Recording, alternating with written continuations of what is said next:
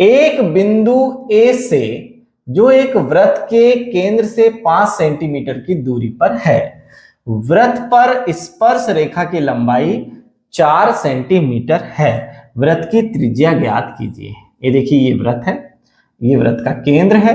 एक बिंदु ए से जो क्या है, वृत्त के केंद्र से 5 सेंटीमीटर की दूरी पर है।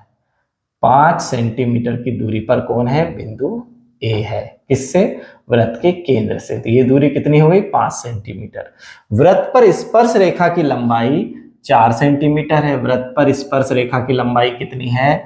4 सेंटीमीटर है। तो वृत्त की त्रिज्या हमें ज्ञात करना है। ये दूरी क्या होती है? ये कोण 90 अंश होता है, हमें पता है। तो ये कोण जब 90 अंश है, यहां पर हमने दे दिया ए बी। ठीक है, तो यहां पर हमें क्या हो जाएगा? हल में दिया है एक वृत्त, ये लाइन तो हम लिख ही दें, एक वृत्त जिसका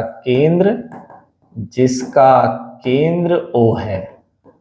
ठीक है ना? केंद्र O से बाह्य बिंदु A की दूरी कितनी है? लिख देंगे OA बराबर 5 सेंटीमीटर है। और वृत्त पर स्पर्श रेखा की लंबाई कितनी है? स्पर्श रेखा AB बराबर 4 सेंटीमीटर है। तो क्या हो जाएगा? त्रिभुज OAB में पाइथागोरस प्रमेय ले लेंगे बच्चों।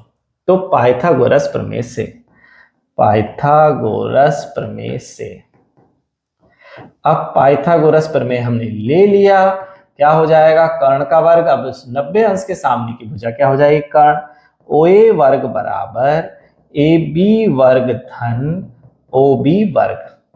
अब क्या हो जाएगा? OA वर्ग कितना है? 5 का वर्ग बराबर AB वर्ग यानी 4 का वर्ग धन OB वर्ग। तो हमें अब देखिए क्या करना है, OB का मान निकालना है। तो OB वर्ग बराबर हो जाएगा 5 का वर्ग यानी 25 ऋण 16।